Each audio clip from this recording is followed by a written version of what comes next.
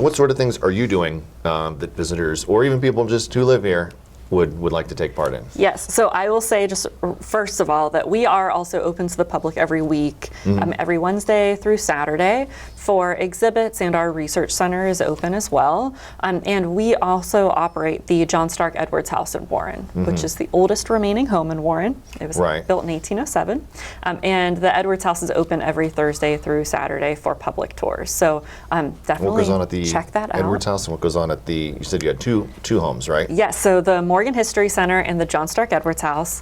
The Morgan History Center is an exhibit center, so we have galleries there with exhibits on local history. And we also have a research center there as well, if you're looking to do some research on a local history topic. And then the John Stark Edwards House is a house museum.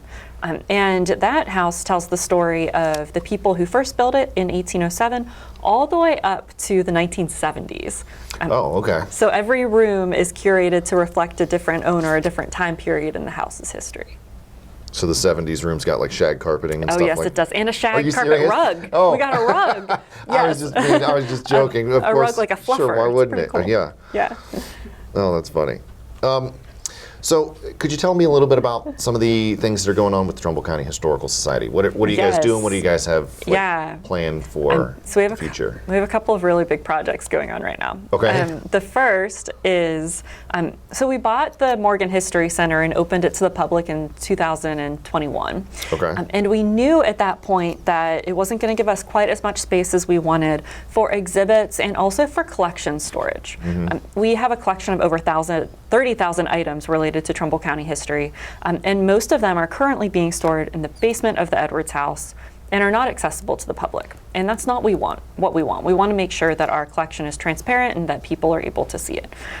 So we're currently in the process of building an expansion onto the back of the Morgan History Center. Okay. A 2,000 square foot addition that will house more exhibit galleries, additional exhibit galleries, both permanent and rotating galleries, but also what we're calling the History Vault, which will be an open to the public, open collection storage facility.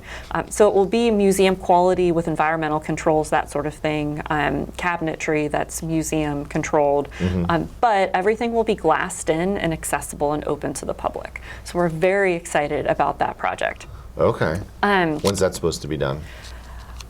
I've just stopped giving timelines at this point. Yeah, we know how that goes.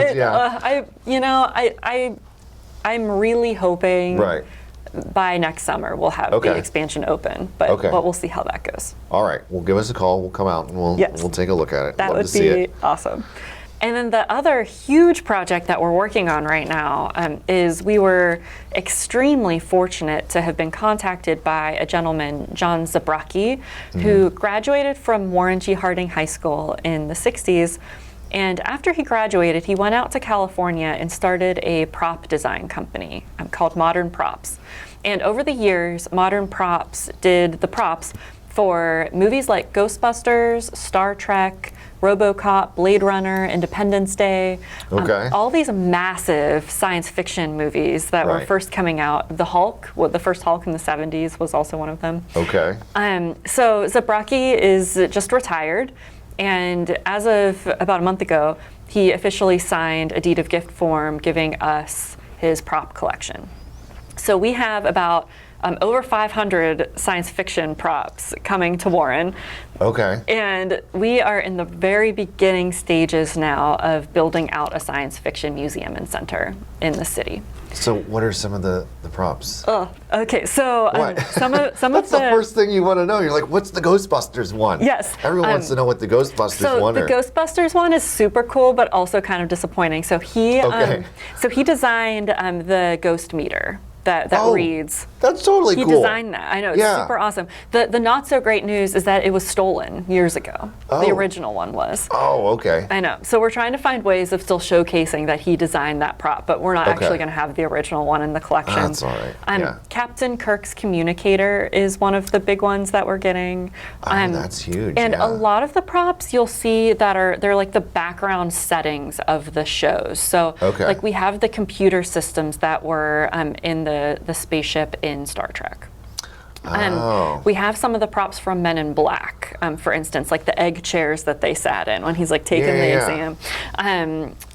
Zabrecky also designed the memory evaporator in Men in Black, which is, for my generation, one of the sort of super fun ones. Yeah. He did a ton of props for Knight Riders, the series, for Buck Rogers in the 20th century.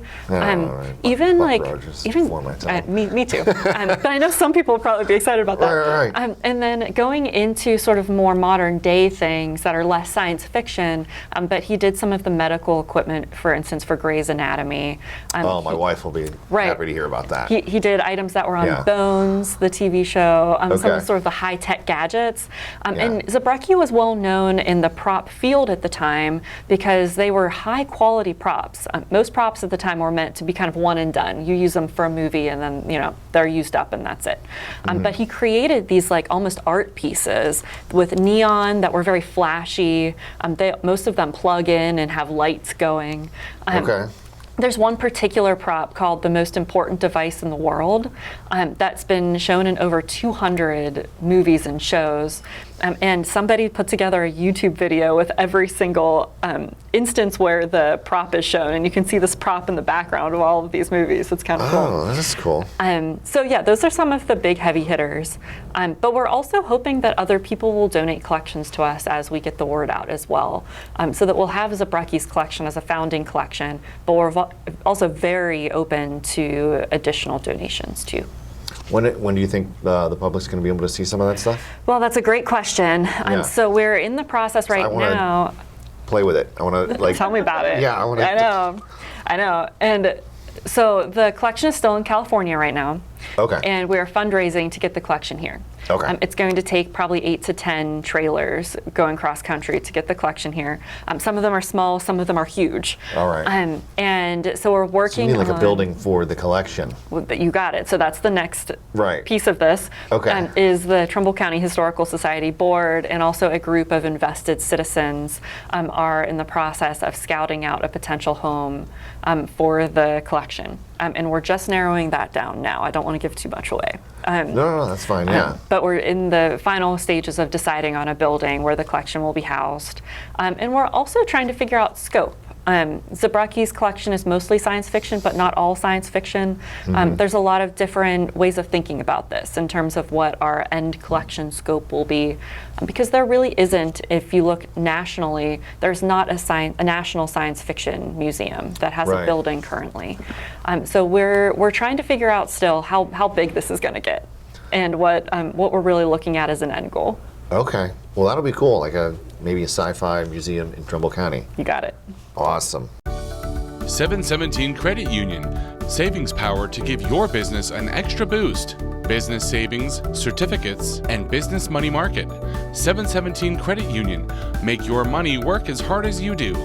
Check out our business money market and CD rates at 717cu.com/rates.